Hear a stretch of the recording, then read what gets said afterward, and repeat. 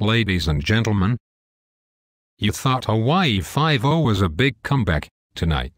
Please welcome Jesus Christ. Welcome back, Jesus. Have you adapted to the times? Do you have an iPhone yet? Thanks for having me, David. Not sure yet. I like the logo of the apple with a bite out of it. But then again, I may go Android. I've always wondered, why did you visit Sodom and Gomorrah really? I went out of curiosity. Hell, I met Mary there. I knew it was wrong, and decided it was time someone spoke the truth. Why did you come back? I thought maybe I could be an inspiration. I am in the process of purchasing the rights to the JesusChrist.com web domain. The impact I could have on Facebook and Twitter would expand my influence greatly. I am very intrigued by this. Do you mind if I ask a personal question? Ask me anything. What did you do between the ages of 12 and 30? I heard you were a carpenter, but it came from an unreliable source. I was indeed a carpenter. I saved my ducats and purchased a donkey. I traveled the Middle East, seeking the truth, which I found not afar, but from within. Good answer. John Lennon commented that the Beatles were bigger than Jesus back in 1964. Sorry to interrupt.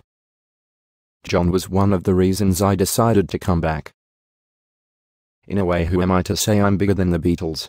He was crucified, as was I. Actually, George was my favorite Beatle. I loved All Things Must Pass.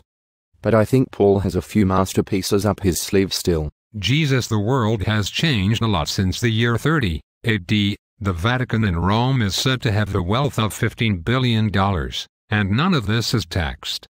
Do you believe that something should be done to further help the poor and hungry? Indeed, David. I imagine there is some reorganizing necessary. You know how much I despise greed. I intend to return to Nazareth and retrace my footsteps.